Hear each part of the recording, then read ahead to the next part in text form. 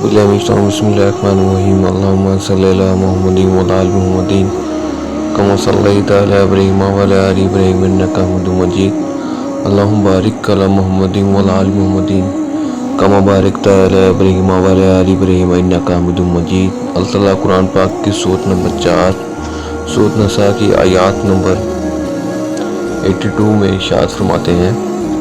तर्जुमा: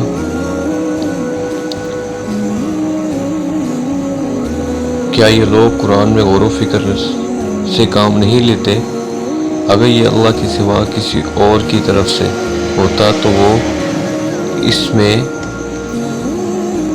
बकसरत इख्तलाफ पाते। तफसीर है, मुनाफिकीन के मुकर्रर फ़रेब व मज़मूम क़साइल के ज़मन में कुरान की हक़ानियत के इस बात की ज़रूरत इसलिए पेश आई कि मुनाफिकीन ये सब मुकर्रर फ़रेब और साजिशें इस बना पर कर रहे थे कि वो आप सल्लल्लाहु अलैहि वसल्लम को सच्चा नबी नहीं समझते थे।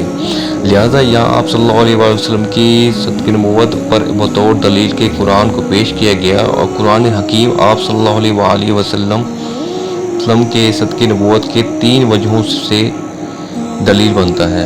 अव्वल, अपनी फसाद और बलागत के एतबार से। दोम, अमूर गैब की खबरों पर मुश्तमिल होने की वजह से। और सोम, इख्तिलाफ व तनाज़ुज़ से पाक और मुनव्वरा होने की वजह से। बिना पर यहाँ इसी तीसरी चीज़ को बयान फरमाया है।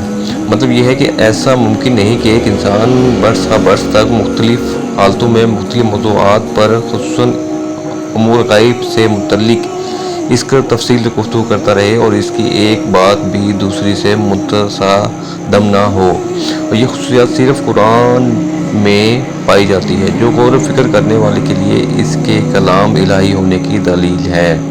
इख्तिलाफ से पाक होना दर्जा फसाद बलागत के एतबार से भी हो सकता है कि क्योंकि कोई इंसान ख्वाह कितना ही फसीह और बलीग क्यों ना हो, जब इतनी बड़ी किताब लिखेगा तो इसके कलाम में कदरे तफावत ज़रूर होगा। सारी किताब बलागत में यकसा मुरतब की नहीं होगी।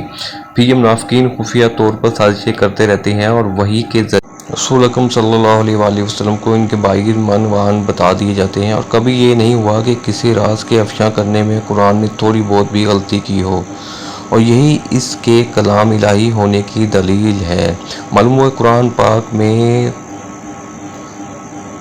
तदब्बर की बगैर इंसान के शुक व शबायत दूर नहीं हो सकते और ना कुरान सही तौर पर समझ में आ सकता है। कुरान करीम गैर अल्लाह की तरफ से होना तो गैर अल्लाह की तरफ से होता तो इसमें इख्तलाफ कसीर होता। अब ये चूँकि अल्लाह ताला की तरफ से है इसलिए इख्तलाफ कसीर कुजा सिरे से इसमें इख्तलाफ है ही नहीं।